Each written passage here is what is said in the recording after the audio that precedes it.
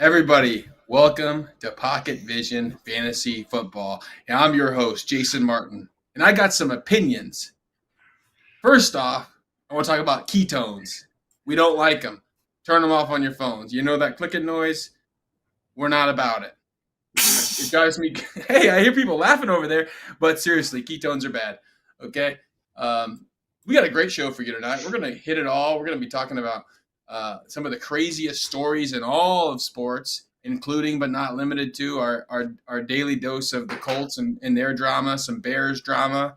We're even going to get into the Chiefs and come on, how is this still happening? But before we go, we got some. Before we toss to Eric, he's got the word on the street. We actually have some footage this week of Shane Steichen, the Colts head coach, talking to Anthony Richardson. I'm stupid. You're smart. I was wrong. You were right. You're the best. I'm the worst. You're very good looking. I'm not attractive. And that's perfect. That's Shane Steichen right there, all right? I mean, Anthony Richardson is back, baby. Let's do it. They let Joe Flacco be the starter of the last 2 weeks.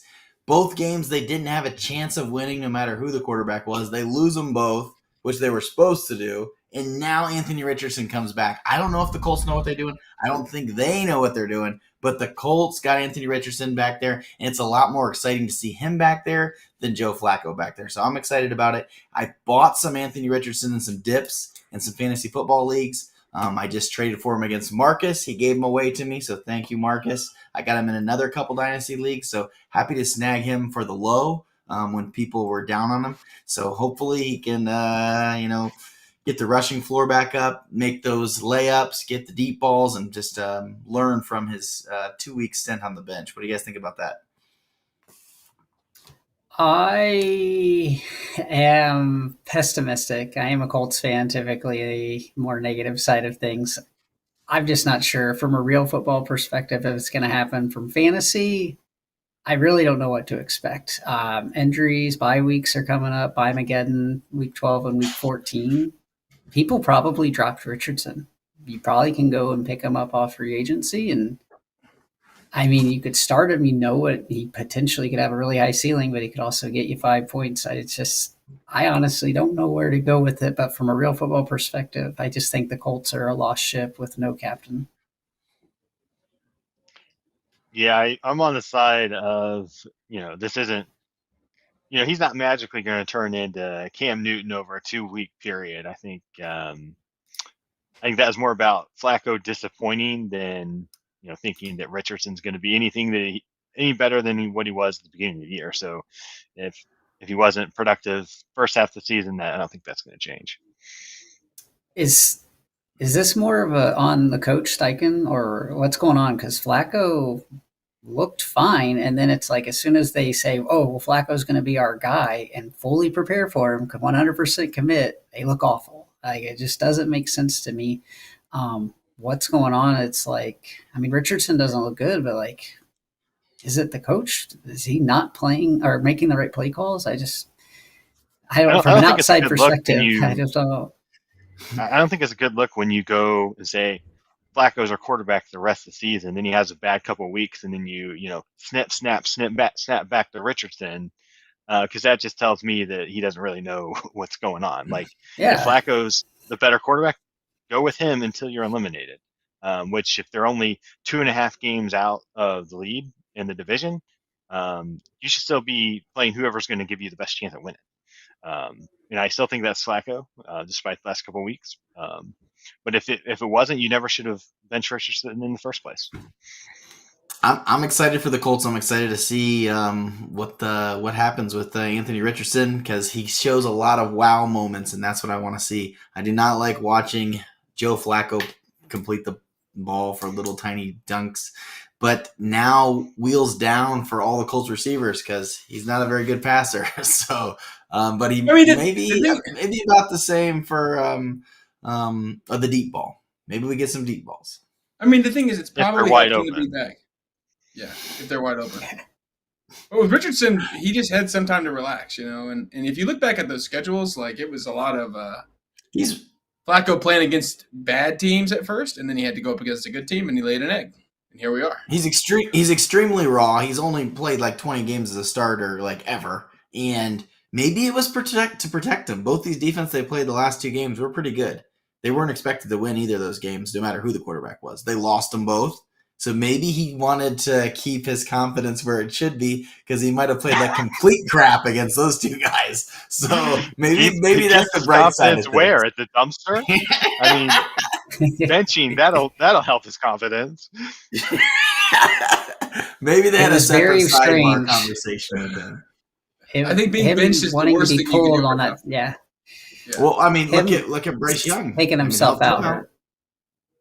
Yeah, we just clearly see a big gain from Bryce Young after him being benched. He's won the last 2 games, right? Gets benched, comes back, wins a couple games. Maybe we see Anthony Richardson beat the Jets. I don't know. What do you guys think about the Colts playoffs implication? I mean, they're 2.5 games back on the Texans. Like, obviously they're going to roll out Richardson, but like, what's happening in the division? Like, do you think they actually have a chance, or is Texans going to roll away? Texans swept them, so they're not going to win a tiebreaker. They're too far back. The Colts have a lot of difficult teams. I think they have the Lions coming up after the Jets or right after a few weeks later. So they've still got a lot of tough games. At this point, I just want the Colts to get a better draft pick and just make the team better because there's too many. The 7th seed in the AFC is wide open, but it's wide open for the good teams. And the Colts aren't one of them. I would rather, if I was to make a bet, I'd still bet on the Jets to make the playoffs before the Colts. I hope they lose every game. I hope they lose every game, and I hope Anthony Richardson learns how to make the layups. That's what I hope happens. Well, if the Colts lose the rest of their games with Anthony Richardson as their quarterback, he will not be their quarterback next year. I can tell you that. All right, guys. So whether or not he's making layups or not doesn't matter. We got some footage of some of the NFL teams from this past Sunday. You can't keep getting away with it. He can't keep getting away with it. He won't. You really want to burn him down? Let's do it together.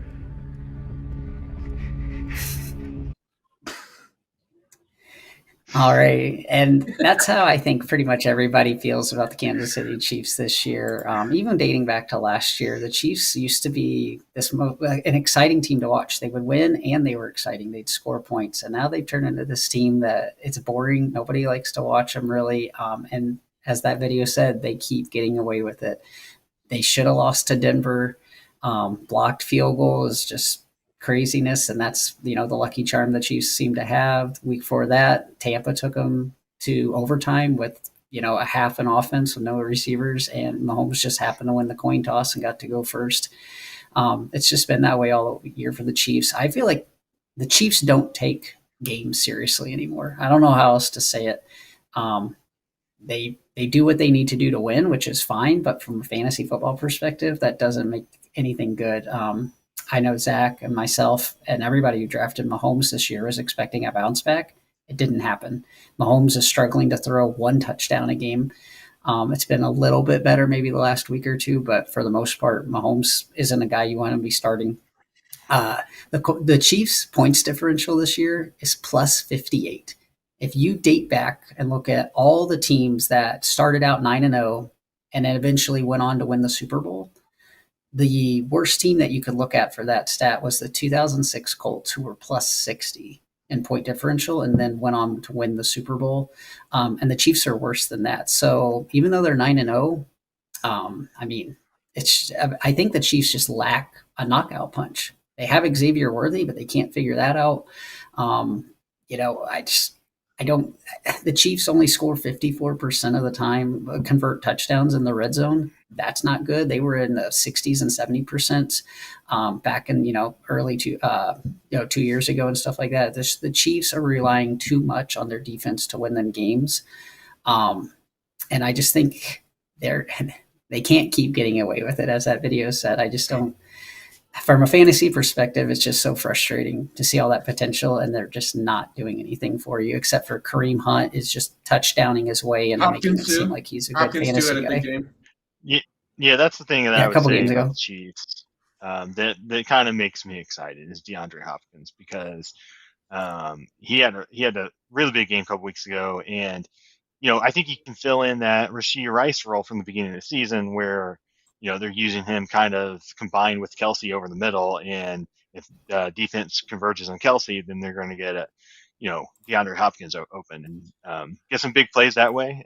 He can make things happen down the field if Mahomes gives him a shot. So some room for optimism there, but definitely agree that they don't seem like a 9-0 team. Yeah, Zach, I like to hear that you're high on DeAndre Hopkins. I thought I heard some maybe negative things a couple weeks ago when he was traded there, maybe a little dusty, didn't have it together, and I said, put any receiver with Patrick Mahomes, you got a chance. So I don't remember I'm happy. saying that. I remember saying he was better than Juju Smith-Schuster, and that was it. But We'll have to watch the receipt on that. We'll have to pull that game back because I don't remember that. But I think the Chiefs they're playing football after Christmas. They're not really worried about anything right now. I mean, they're just trying to win games, but they already know they're going to make the playoffs. They already know they're going to be in it. They're trying to win another Super Bowl. They're trying to stay healthy. So they're not trying to, set records and have 60-point games every week. So maybe it's not fully there, but I think they as a team know they're trying to win in January. They're trying to win later on. They're not trying to win. It's fine for real. Yeah, it's fine for real football. From a fantasy perspective, are guys like Hopkins or Kelsey, even Kareem Hunt, or I guess Probably not week to week comes no back. way. Are these guys you're trying to trade for? Or I mean, it's to me, hard it to just say seems 'cause, like Kelsey, they're just not scoring Kelsey points. this week on ESPN is the number 1 ranked tight end. I think DeAndre Hopkins is like a top 20 wide receiver or close to it. So like, what was he before, Zach? Do you remember? Was he in the 50s? like when he was on the Titans, or Yeah. How low was he back then? I have no idea. I'm I sure wouldn't 40s or nothing to 50s. do with him when he was on the Titans. No, that's about right. Well, Eric, go ahead. yeah, I thought Will Levis and him had quite a connection to start the year. Now we're throwing it back to week -3, where Eric was telling everyone to trade for Will Levis. I think that ship has sailed. No, I said trade for Hopkins. No, but you said. I think if you guys remember in the dynasty of rookie Speaking of getting quarterbacks, though, receipts, yeah, in the dynasty of rookie quarterback episode, he said one of the best rookie Jason's quarterbacks right. would be to actually trade for sophomore Will Levis. Yep, I did have some other. There's some bad ones, but there's some good ones too. Jaden Daniels over Caleb Williams, Malik Neighbors over Marvin Harrison. There's some other ones. Okay, we're not going to go off your whole record right now, but yeah, we get it. Okay, yeah, let's. Obviously, there's a lot to talk about there. Chiefs do keep getting away with it. I think that was always the case since. Was it 2 years ago when they had the Bengals? When the Bengals had them on the ropes and they had the 15-yard pass interference that put them in field goal range. I think ever That since was the then, hit out of bounds. Yeah. Okay, that's what it was. Or maybe yeah. both. Yeah. Roughing the passer, like barely roughing the passer, which I guess maybe it was, but like they wouldn't. Chiefs always get the call. It's always something. Yeah. So let's see. I think we got some more footage here of Russell Wilson talking to one of his teammates. Cynical world. A cynical world. And we work in a business of tough competitors. I love you. You complete me. And I just had... Shut up. Just shut up. You had me at hello. Okay. But no, really, I think it might be the other way around, though. I think Russell Wilson completes George Pickens. So, Pickens is a guy that I was really big on. Maybe I missed on DeAndre Hopkins, but I think I got Pickens right. And I want to keep gloating about that one. But no, ever since they got Russell Wilson, Pickens has been on a roll, coming off a 91-yard game and a touchdown against Washington. Coming off a win against the best team in the NFC, even if it was just by a yard or an inch or whatever it was. That's a big win. Can they make it to the Super Bowl? I don't know. But I definitely like having George Pickens on my fantasy team now, and ESPN has him ranked 4th overall this week, 4th overall wide receiver this week, which is crazy to think about. A month ago or 2 months ago before the draft, Or so even before they picked it, or breathing even before the transition between Fields and him. between Fields and Russell Wilson. Mhm. Yeah, I mean it's been a good 3-week experiment with Russell Wilson, just not just from Pickens, but just the Steelers in general. I think he makes them a legitimate threat to win that division. Big game this weekend against the Ravens. But the Steelers, Which they're for could be real. a mirage. Could be. No, I'd agree, Zach. I think Russ is like that perfect fit for Pickens. What Pickens does, he's giving Pickens opportunities to go get the ball, take shots downfield, stuff like that. Um, Fields was obviously holding Pickens back just from the style of the way they play, and also just the inability to get him the ball. This Pickens' first time ever actually having a real quarterback. I don't think anyone ever really doubted the talent. They just were never really sure about how that offense was going to work and if it was going to give Pickens the opportunity. And I think the Steelers have embraced it to let Russ take shots down the field. Not just saying he's a deep ball guy, but just, even just throwing a 15, 20-yard pass, he's putting it in a spot where Pickens just goes and gets it and says, I'm better than the defender. Yeah, it's wheels up for Pickens this week. You don't get a better matchup than Baltimore.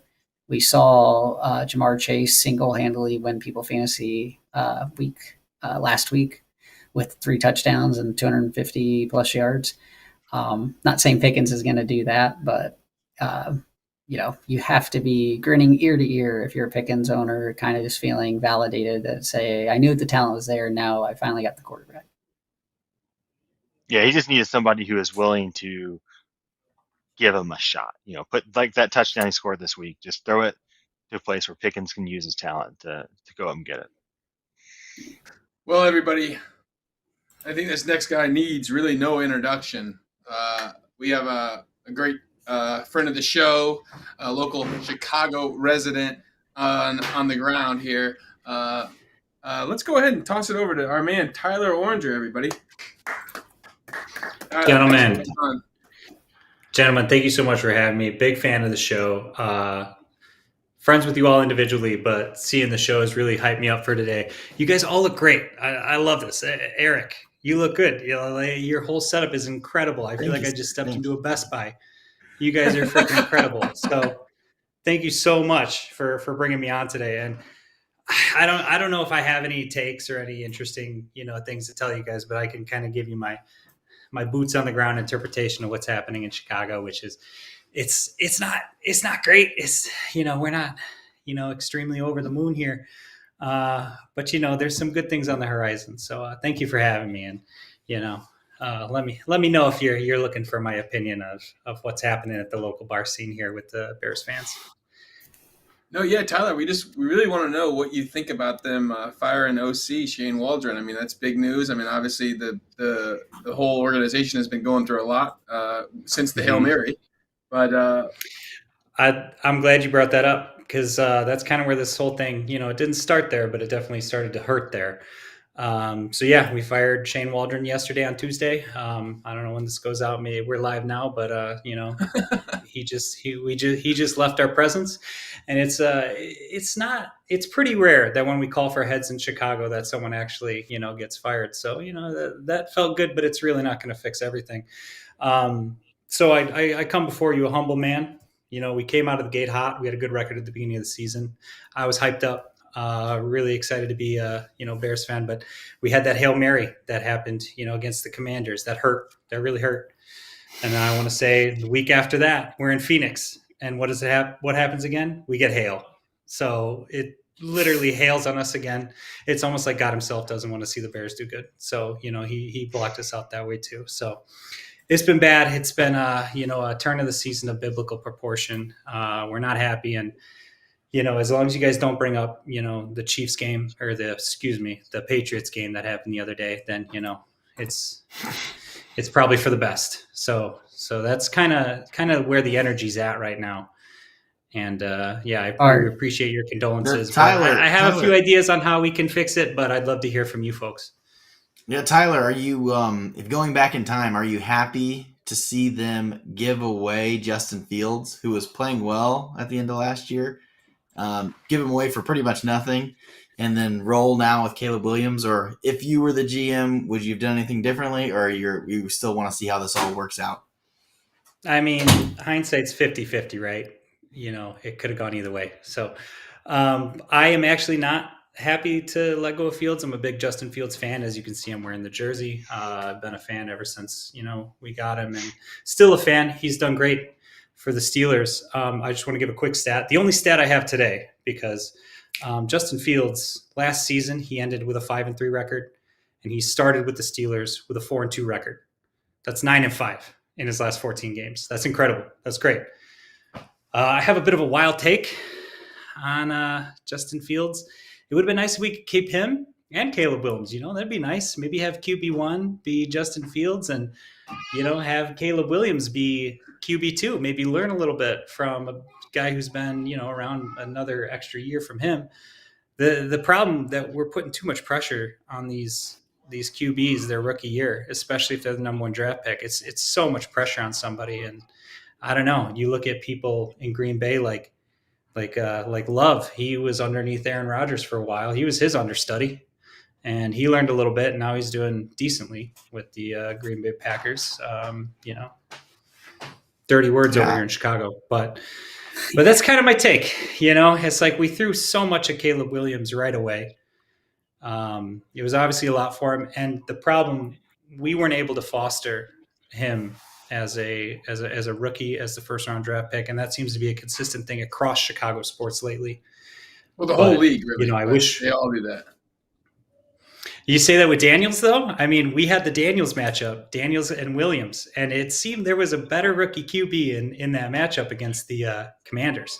Look, Eric, he's one thing go, baby. Let's go. One thing I'll throw out there with both Jaden Daniels and Bo Nix, two successful rookie quarterbacks we've seen this year, is that they are older rookies. So when you look at guys like Caleb Williams, I mean, he's had years to start, but and even go back to Anthony Richardson, who doesn't have near the experience as these other guys. It takes time to develop to play quarterback. So I think we might actually see a trend where guys like Nix, Daniels, and even Michael Penix, stay at the NCAA level a little longer, and then teams want to put a higher draft capital on guys who have more experience, and then they can come in and play at an effective level right away. Yeah, how can the coaching staff support that? And does that have to do with the teams too? Because to me, the feeling in Chicago is that the coaching staff was not there to support. In addition to your note, Tyler brought this up. He said, when Jaden Daniels played Caleb Williams, there was a better quarterback out there. Me, Marcus, Zach, we all agreed this year. We all agreed Jaden Daniels. You guys also said long term Caleb Williams. Do you still have the same take, Caleb Williams over Jaden Daniels? Yes, or watching this first half of the year, has it changed here? Because they have a really good... I've already said it. I said it pre-show, and I'll say it again. You switch these two guys. Caleb Williams is easy rookie of the year. Jaden Daniels is probably struggling. The Bears have a lot of issues. They just fired their offensive coordinator, so they don't know how to run an offense. They don't know how to protect Caleb Williams. Those things are just facts. You put Jaden Daniels with an offensive-minded coach, he looks great. You put Nix with Sean Payton, offensive-minded coach, looks great. The Bears don't have that. And I just think a lot of what you see from rookie quarterbacks is what's their environment. DJ Moore also wasn't helping. We saw what he did against Arizona. He just walks off the field in the middle of a play. It's more than just talent and then looking at box score stats and stuff like that. I truly believe Caleb Williams is still the better talent, but it's just what are you going to do when you're in the Bears are just they're a curse for quarterbacks. Sorry, Tyler. Looking back 10 weeks ago, I know it. There was a different precedent said Caleb Williams was in the best situation any rookie quarterback has ever been in. He should have been. But now you're saying it wasn't an offensive minded coach. That's the difference. Even though he had all the receivers. We as fantasy players underestimate that coaching matters more than I think the talent of the players that they're with. Keenan Allen, we probably were giving too much credit for how good he is. He's probably just past his prime, obviously. DJ Moore seems to be a diva queen, got paid and doesn't care. Rome's looked fine. I don't think there's anything wrong with Rome, but it's hard for him to put up stats when he's got two better, not about better, but like two more, See, I would entrusted say wide receivers. that Rome's biggest problem is that he's not Joe Alt. I think that had the Bears gone with an offensive lineman Protection. with that ninth pick, or what was it, eighth pick? I Had think they it gone was with an 9, offensive but I don't think ninth. Joe Alt was on the board, was he? I think he went Yeah, off he like was. the 5th. Well, I mean, this is what they should have done. This is my opinion, and I think maybe to hear Tyler's take on it. The Bears should have held on to Williams, or held on to Fields. They should have traded the pick for as much as they could get, and maybe traded back into like 4th or something, so that Williams and Daniels go first. Then they take Alt 5th or whatever, and as one of the picks they would have gotten, and then they would have had some protection for Fields. I'm not saying that Fields is better than Williams. We don't know that, but what we do know is. Does this mean we lose out on a Dunze? Yeah, you would lose Rome. Oh yeah, no deal. That's I guess you could have still got Rome. I mean, he's catching balls, and he's doing. I mean, I'm not going to speak ill of DJ Moore. That's my boy too. But Rome Odunze is out there, running routes, sprinting. That guy is really doing his best. You got to get the ball out of your hands to get it to him, though. That's my thing. That's true. Yeah, But that's just nine games. That's on Williams, and I tell you what. I feel like Williams is connecting with Odunze more than others. I mean, there may be a stat out there that doesn't say so, but the biggest plays that I've, yelled and spilled nacho cheese on myself, it's with Rome Odunze. So no, they have good chemistry. I'm keeping him every time. I can't deny it, but they need help. They do need help. I do have a question though for you. I heard a rumor, probably just a rumor, but similar thing to the Colts and even Bryce Young, but. Some people saying it might be time for Tyson Bagent to step in and take a few starts and let Caleb Williams sit out and watch the master do it. What do you think there, Tyler? Here's the thing. I have been calling for Bagent, but I haven't been calling for him to start games. There's been games where we've been way out and we're not going to win those games, and we still have Williams in getting sacked, and he's a couple hits away from possibly having an injury. And the thing is, I love Tyson Bagent, big fan. He's got the tats on his left arm, right? Left arm tats, right? Yeah, right arms for buckets. I think he's like right Swaggy arms P. for buckets. Yeah, he's like Swaggy P. Right arms for tossing. And don't get me wrong, we all saw Hard Knocks. I was a Bagent fan before that. He's a great guy. I can't wait to see him, have more snaps. But the thing is, like, he needs to be coming in a little bit more at the end of games when we're losing. So we need to protect QB1. I think Williams is going to have a much better second year. I think Bagent is always there for us. He's a team player. I love to see him play. I don't know if he's the answer. So, there's a reason we stuck our necks out for Caleb Williams, and we need to foster that talent. The thing is, we can't, hide away from our number 1 draft pick. No, agree. But we do need to protect him when the time comes. Yeah. I do not think you can bench Caleb Williams. I think you got to stick him back there, let him learn. But I do think, protect them. Don't, maybe you leave DeAndre Swift in the block or a tight end to block, and maybe you don't get as many open plays down the field and you just punt the ball away that drive. But to Tyler's point, you can't let him be back there being a punching bag. Well, I actually read that he read/heard. I don't read. He is he leads the league in sacks greater than 4 seconds on the ball. So he's not doing his no doubt. line. He holds on to the ball way too long, trying to make something happen. That brings up a very good point, which I said once he came into the league that I don't know if he can play within structure, because in college he'd run around there for 20 seconds and then make some miracle play. You can't do that in the NFL. The ability to hold on the ball all day long doesn't exist in the NFL. So that was one of my biggest concerns on Caleb Williams coming in as a pre-prospect is, can he play within the structure of the NFL? All right, which leads us to kind of my last little Bears questions for you, though, Tyler. Eberflus has 5 games, has lost 5 games in his career where he had a 95% chance of winning at one point. How long can they hold on to him? His record is 14-29. He's never won a road game on a Sunday. That's a shame, because normally when someone's got a 90% chance of winning something, that's usually when I put $5 on DraftKings down. And man, that would really turn me off. I tell you, Eberflus coming out with the beard this year was a good move. But after, that's about where it ended, boys.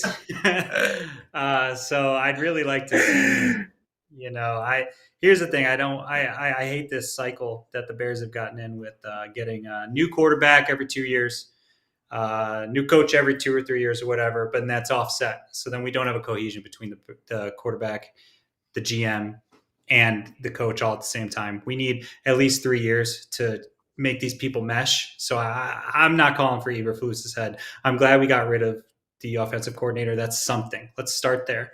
Maybe Eberflus's beard, he can grow out a little bit longer than mine. Maybe he'll be a little bit better. But it's nice to have a coach with a little fire under his ass. So maybe he could change that a little bit about him. He's not as laissez-faire as Lovie Smith, but it's I don't think shaking up the entire organization all at once has done us good in the past. So let's not repeat those issues moving forward. Let's just see what we can do now that we've got a. You're saying hold on. You're saying hold on to Eberflus at least to the end of the season. At least to the end of the season. I'm not buying any stock in him. He might not be around that long.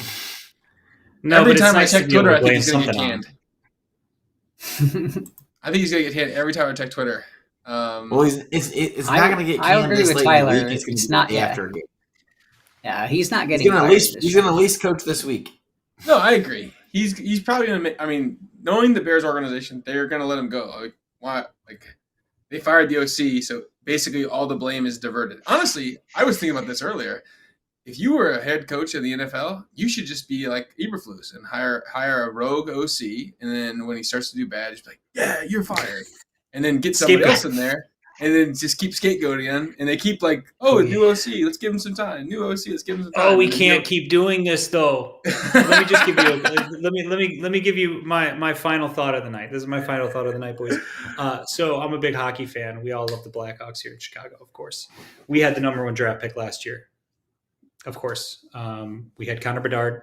He came in. He's a generational talent. This kid is insane. He's 19 years old. He's lighting up the league just like Patrick Kane did a few years back. Didn't have a great first year. It's sort of the same sort of thing going on in Caleb Williams. Hot first-round draft pick. Incredible. Anticipation super high. And he did pretty well. We saw some highlight plays out of him. But he gets injured hard, breaks his jaw. Well, he didn't break it. Someone else broke it because he didn't have protection. A lot of things like that. So the thing is, we in Chicago across leagues need to start protecting our first round draft picks because we are getting a lot of incredible talent. And, what do we do in Chicago? We keep getting rid of these coaches and moving our coaching staff around. And so that's not working. We had Quenneville for, 10 or so years or whatever, and we got, 3 rings to show for it. So is Eberflus the answer? No. But I think keeping a coach on a longer term and having a longer cohesion with their #1 draft pick is probably for the best if we can figure out that equation. What do you think of Bill Belichick coming in? As an announcer? No. As a coach? Yes. He's looking for a job. I bet he is. I bet him and his cut-up sweatshirts would look real good in a Soldier Field. No, I'm not looking for Bill Belichick. As I told you, don't bring up the Patriots. I said that at the top of the episode. We're not doing that, yeah. Tyler, are you going to stick around for us while we finish it, or are you? Yeah, I'll stick around. Okay. Thank you, boys, for having me. I appreciate you, and we'll be seeing you. And thanks for looking at Good man, Tyler. So we're rolling into the headlines. Week 11, we got Dak out for the season. What's next for the Cowboys? What's going on here? As somebody who's had an unhealthy amount of emotional investment into the Cowboys, as other people don't know, my dad grew up a Cowboys fan. That's my second team. I think what's next for the Cowboys is what you hear in Rocky Theory from Clubber Lang, pain. It's going to be awful for the Cowboys. I think Cooper Rush completed 13 passes for like negative 30 yards or something crazy like that. No, not that crazy, but still like just ridiculous. Several turnovers. They can't do anything. Cowboys, I don't see how they're going to win a game unless there's maybe some easy cupcake, maybe like the Giants or something like that. Yeah, there you go. It's just It's not going to be good. I think this is all part of a greater scheme, though. They're going to fire McCarthy and trade Dak Prescott. They are going to sign Deion Sanders as head coach and draft Sanders as their new quarterback, and that's what's next for the Cowboys, in my opinion. We got to bookmark this one. The issue is they might not be tanked. They might not have the spot to get the quarterback. They might have had too many wins to start the year, but that's the plan. Well, what might happen is they sign Deion Sanders, and then Deion trades up to the number 1 pick. Gives up several future first round picks, and then drafts Sanders. That's always an option. But what I'm interested in seeing is if they can, get Trey Lance on the field. Because I think they have some belief in Trey Lance. That's why they traded for him. Yeah, that's why they traded for him. Zach. Yeah. You get Jonathan Mingo and Trey Lance on the field together. I think that could lead to some interceptions. Allow some interceptions. It's all your tanking theory. Knowing Zach, I know he's being draft. Facetious. Yeah, I know Zach's being facetious, but it's another example of how poorly ran the Cowboys are. Why would you trade for Trey Lance and give up a 4th, right? You're not even going to play him? There's a 4th for Lance and a 4th for Jonathan Mingo. Yeah. What are you doing with Mingo? Like, that doesn't make any sense. They paid more for Jonathan Mingo than the Chiefs did for DeAndre Hopkins. Marcus, who's calling the shots over there? Who's calling the shot? Is it Jerry, or who's making these moves? When it comes to like draft picks, it's not Jerry. He's letting what about trading the draft do picks? That kind of stuff. But but like doing this stuff, it has to be Jerry, because it doesn't make sense of how disconnected they can be. The Mingo situation, Zach brought up Hopkins. People brought up what they traded for Amari. That a lot of that's contract based, right? When you're getting a younger player, contracts and everything like that are a little bit different. That's why the price is a little bit different. But I wouldn't have done it. I don't think anybody outside of Dallas thought that was a good move. It's just, it's going to be bad for the Cowboys. They seem to go through this cycle every few years where Dak gets hurt and the Cowboys suck. They tank and get a high draft pick. They have the same thing with Romo. Cowboys would have a couple good years. They'd make playoffs. Romo would get hurt, suck.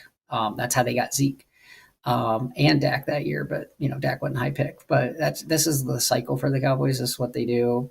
Jerry's going to want to have all eyes on him in this offseason. I definitely think Deion Sanders is going to be the coach next year.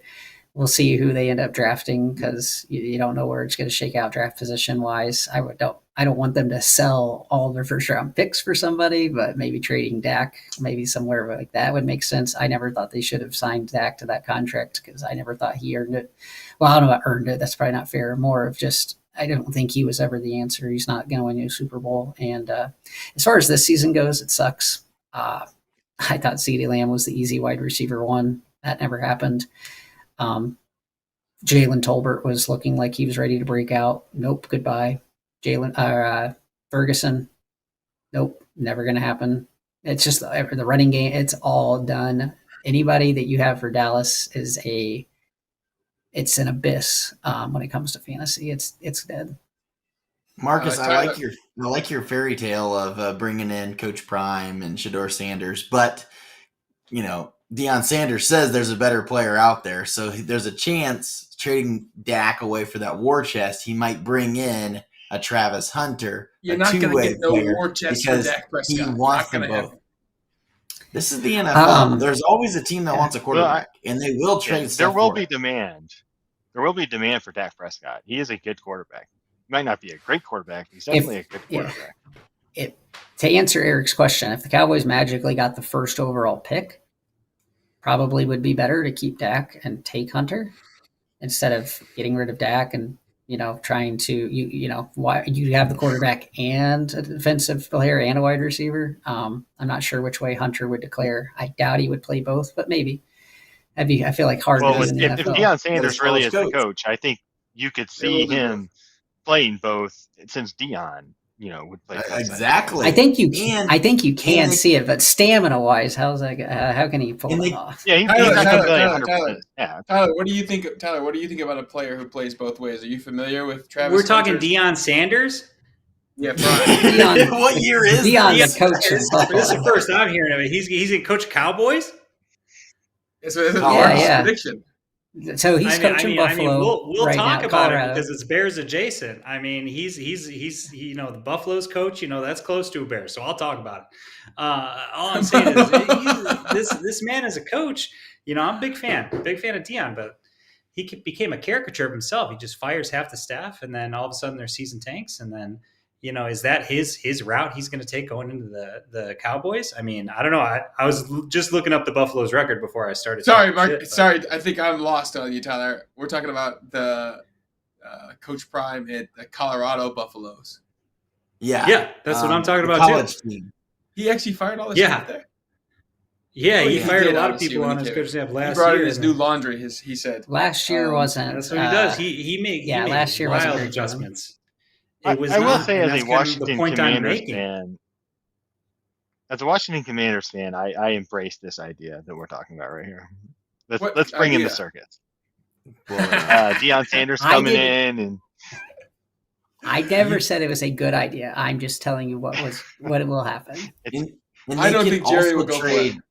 Micah Parsons. They could also trade Micah Parsons away for a war chest. So they do have assets to potentially come up with maybe trade Parsons to his old defensive coordinator. Is that what you're suggesting? Washington goes over Maybe there. they can trade Micah Parsons to us. He can come on our podcast. We can.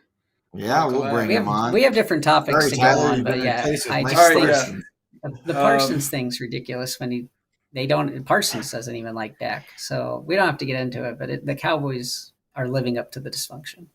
How about this wild comeback we had here against the Lions? Can you guys believe it? It happened. Now we're living in this world with last-second field goals. Were they down 23-6? I believe. 5 interceptions. 23 to. I think it was 23-7 at halftime. But I think we could definitely see it coming when Houston came out and threw a pick in like the first play of the third quarter. Of course, Goff followed it up with a pick of his own. But yeah, I mean. The Lions, I think we were in our group text. I think I saw everybody like, you remember when the Lions were the toilet of the NFL? And now they're, this team that pulling off miracle comebacks and winning despite 5 interceptions. Like, I would say the Lions might be the team to beat, at least right up there with the Ravens. And I guess the Chiefs, obviously the Chiefs, but the Lions, I mean, they look like the NFC favorite right now for sure. Maybe them and Philly. Even though Washington might have something to say. Yeah.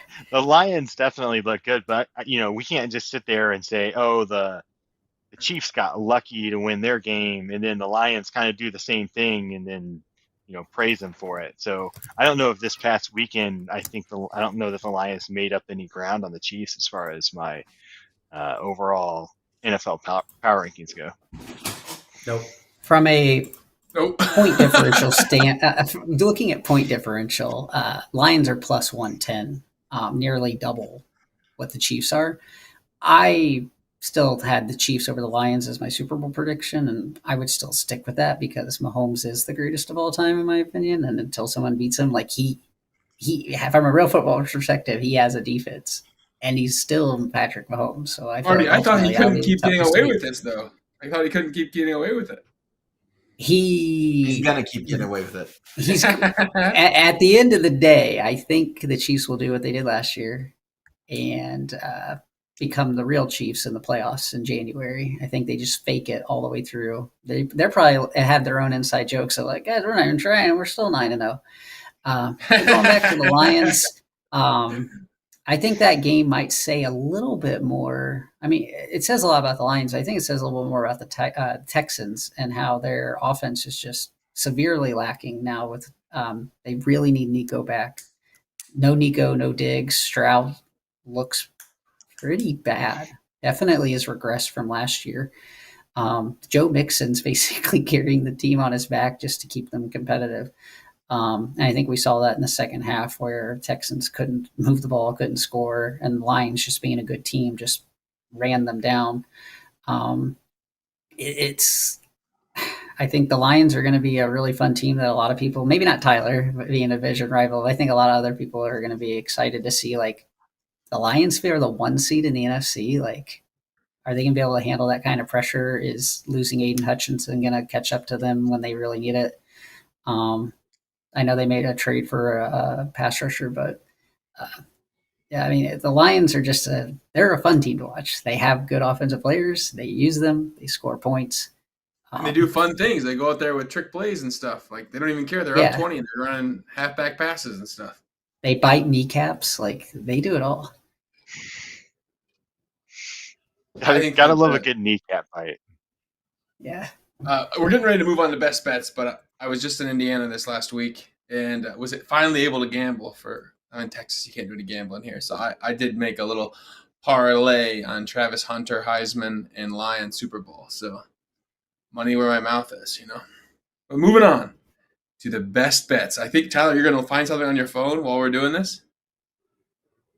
Yeah, but to the previous conversation, I'm actually weirdly rooting for the Lions. I mean, we're all kind of Lions fans these days because of how well they're doing, but mostly because I have a $2 bet to have the Detroit Lions with the best record and the Patriots to have the worst record, and that's a $75 payout. And I'm kind of rooting for it a little bit. Wait, you can have that bet. You made best bet parlay. Wow. No, it's not a parlay. So I know you guys are. Oh, okay. $75. Yeah. I need the Lions to have the best record and the Patriots to have the worst. But thanks to the Bears and the Chiefs, that's not going to happen. But anyway, we go ahead. Go ahead.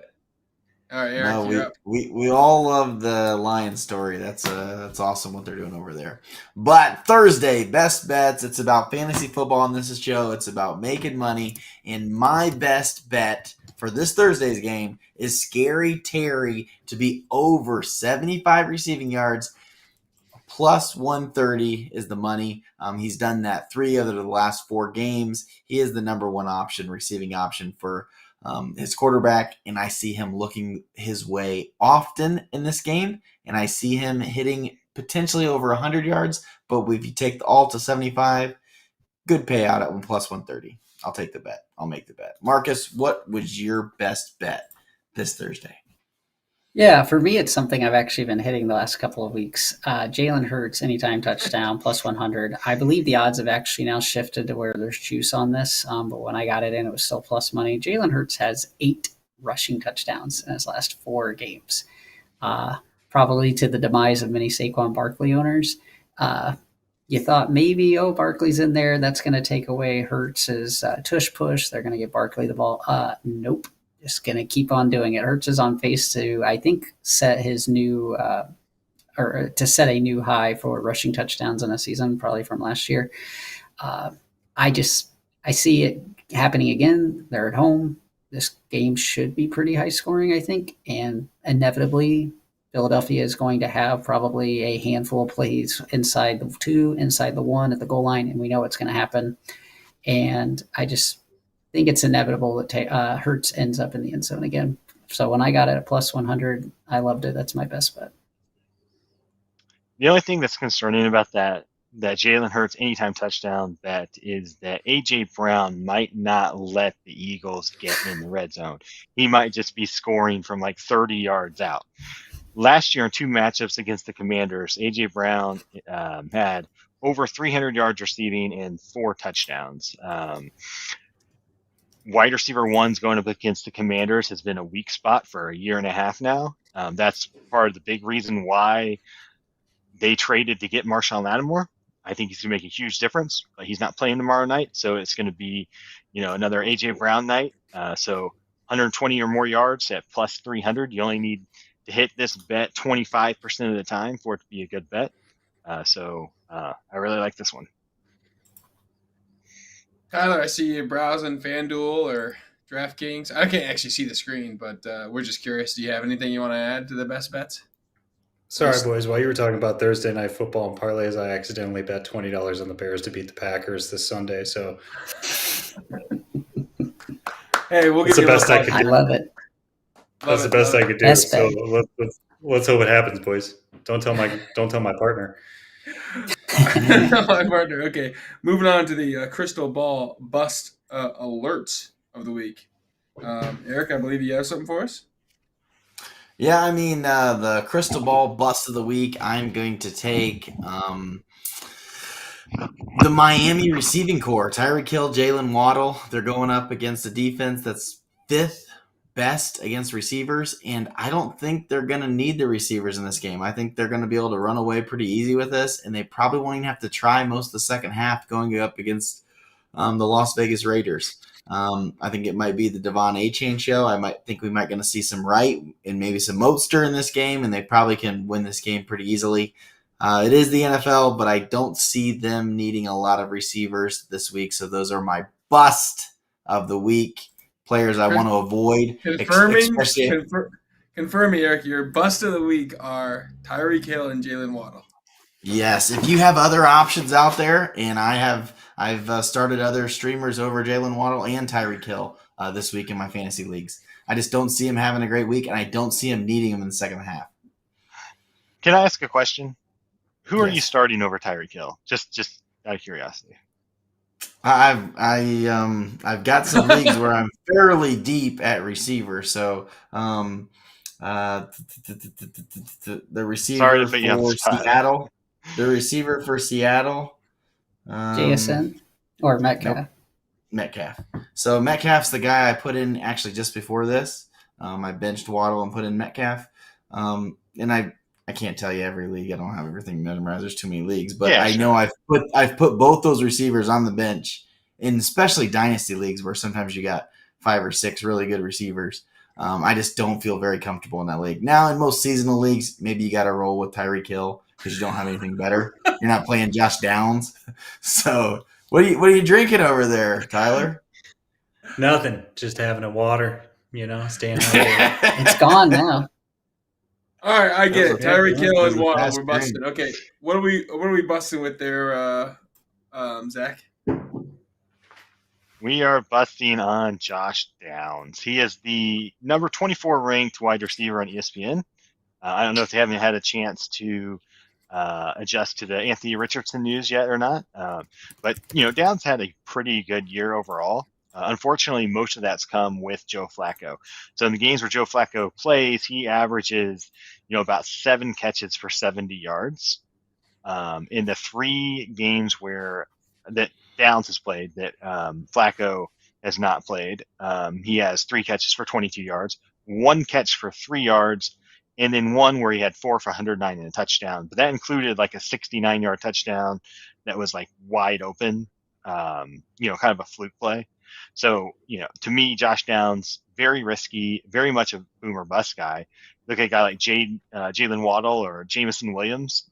Those guys are ranked in the 40s who kind of have that same boomer bust. I think Josh Downs should be at least that far down the list, maybe even further. And some of that might have to do with them not having Anthony Richardson as a starter yet. Maybe they haven't fully changed everything. Because I do agree with that. When we were picking bust, I was going to say Josh Downs and the whole receiving core of the Colts. But you beat me to it, Zach. You got it. What about Alec Pierce, though? I think I kind of do like a little bit of Alec Pierce. I mean, he's got a shot at a 70-yard touchdown. There's like a 10% chance he has like a 70-yard touchdown and a 90% chance he does absolutely nothing. So how do you want to play that? Marcus, who do you hate? Who do you hate this week? Yeah, I don't know. Well, sure. My bust this week is going to be James Cook for Buffalo. Here's the running backs that the Chiefs have played this year: Bijan Robinson, Derrick Henry, Alvin Kamara. They've also played guys like Jordan Mason when McCaffrey was out, J.K. Dobbins, Rashad White, all usable fantasy running backs that have been pretty good this year. They haven't given up more than 13 points to any of those running backs all season long. I don't see that changing with James Cook. Even at home, Chiefs are just great against the run. If they're going to be doing anything, it'll be passing the ball. And maybe Josh Allen doing some stuff with his legs. It seems like they've really wanted to introduce Ray Davis into the mix. James Cook's going to have to somehow get into the end zone to have a usable day. I know with injuries, bye weeks, things like that, you're probably not going to bench him. But, if you happen to just go RB heavy, have a team where you got, say, a Bijan Robinson and a Devon A-Chan, and, you also took maybe Kenneth Walker and Cook could wrap around, started RB heavy. I'd start all of those guys over Cook with confidence this week. I just don't see it happening. Like I said, when you shut down all those great running backs that the Chiefs have, James Cook's just going to have to get lucky to get there, and I don't see it happening. And moving on to our crystal ball breakout players. I think Eric has one for us. I think it's sorry for the typo.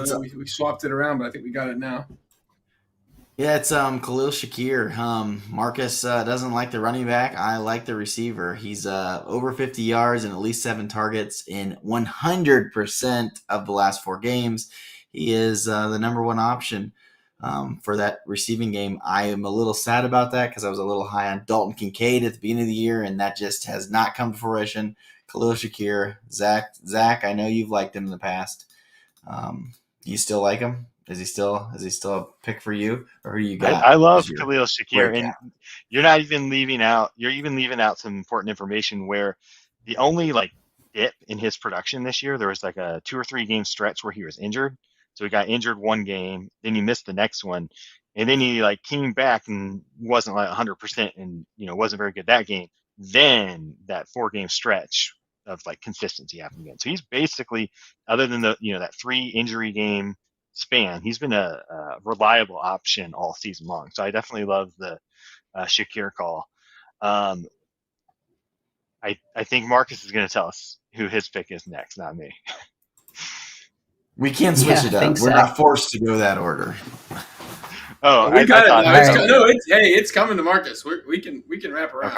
I'm ready. All right. So mine's going to be Cedric Tillman. Before the bye, I'm pretty sure that Tillman had scored 18 plus fantasy points in 3 straight games, and he plays for the Cleveland Browns. So that's like somebody else scoring maybe 50 points a game. And he should continue to do that this week. The Saints just traded away Lattimore, as Zach said earlier. They've allowed the 4th most receiving yards per game to wideouts this year. And we have a little bit of a revenge narrative with Winston going to play the Saints in New Orleans.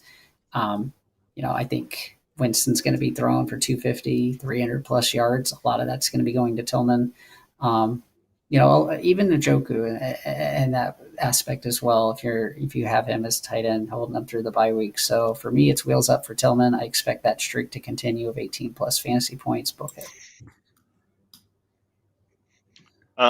So are we sure we don't want to let Tyler go now? No. We'll let Tyler go. Tyler, you want to go? Tyler, what do you think? I don't have any picks for this week. I'm not in fantasy. I just do daily bets.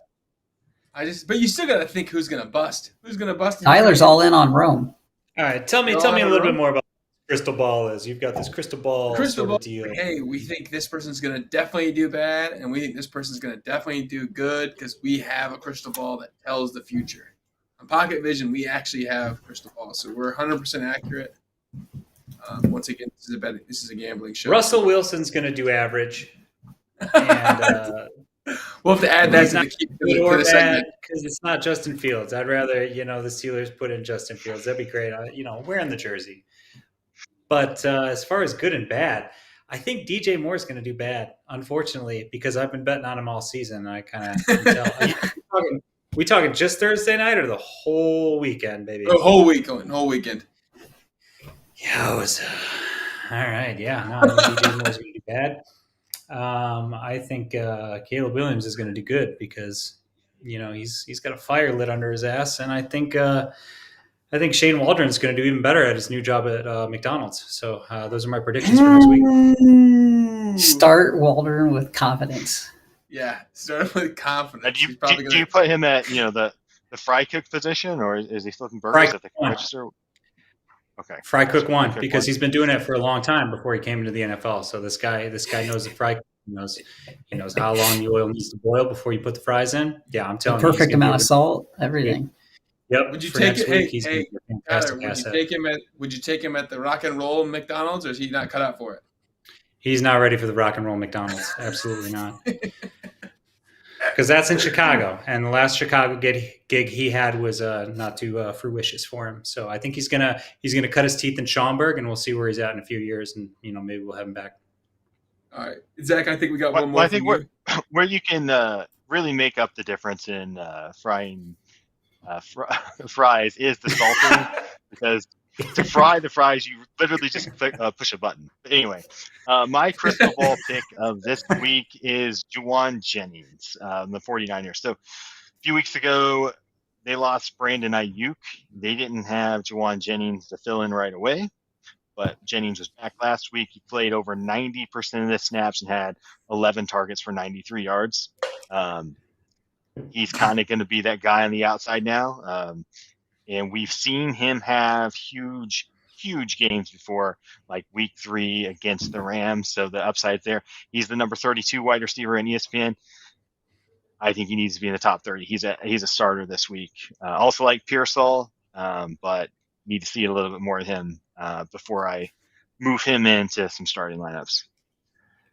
I got one more bonus bet for you guys. We're so not into football, but it's the biggest fight of the year: Mike Tyson versus Jake Paul. Now, Jake Paul's the favorite in this fight. He is 30 years younger than Mike Tyson, but Mike Tyson is the real boxer. And I saw an interview where Mike Tyson came out and his first day training, he's like, "What the hell did I get myself into?" But his trainer said he's stronger than he's ever been. So him stronger than he's ever been, the skills that he's had, he's already the best. He's the underdog in this fight. I like Mike Tyson to win the fight, and I like Mike Tyson to have a knockout round 1, 2, or 3. He can belt all those. You got plus 1,800, plus 2,000 odds if you take those kind of odds on his knockout early. So I think if Paul wins, it pushes the distance, and Paul pushed the distance with other fighters that weren't even boxers. This guy is a boxer, so I like Mike Tyson in this fight. Isn't this the plot of Rocky Balboa?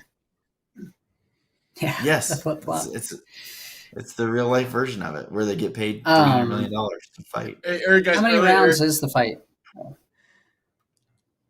7 rounds. Nobody knows. 7. I would be slightly worried to say, let's make this go on longer for the views. 6 rounds. Sorry. No, 8. 8, 6, 7, 8 32. rounds, It doesn't No, I matter. got it right I would here. only be. I mean, here, 8 2-minute rounds. 8 14 ounce 2-minute gloves. rounds. I would only be a little worried to say, like, do they want to drag it on for views because it's on Netflix? But maybe that doesn't matter. Yeah, maybe it's all a scam. It's all a scam in the first place. What'd you say, Tyler? Yeah. I mean, I said, do you guys remember the Pacquiao Mayweather fight where, I don't know, it went all the way, 8 rounds, and it was the most boring fight I've ever seen in my life. Like, I see better fights on the Brown line, this morning, and these guys made so much money off of making nothing happen. So that's my prediction for this Jake Paul, Logan Paul, whoever Paul this is, with Tyson. They're just going to drag it out. They're going to sell advertisement. They're both going to get a payout. It's going to be a very uneventful fight. So, and who's going to win it? Needless to say, I took Tyson. It's going the distance, and you got Tyson. That is plus 1,000. You taking Tyson KO or Tyson victory, Tyler? He says goes the I distance. took a Tyson victory. I didn't take TKO versus decision. I took Tyson victory. And I think I got Tyson round 8 is plus 5,000. Might as well put the mortgage on it. I don't have money for plus 5,000, Eric. Jesus. Guys, before the show today, Eric calls me up and he's like, I was gonna do AR for my rant and rave, but he started using as a headline. So, like, can we talk about the fight? And I was like, the biggest fight of the year. I was like, but the show's about multiple years. The show's about fantasy football and sports and football. And he goes, but the fight's like really serious. And I was like, well, I guess if you want, your rant rave could be that football is boring and people should be watching the fight, but that kind of really kills our show.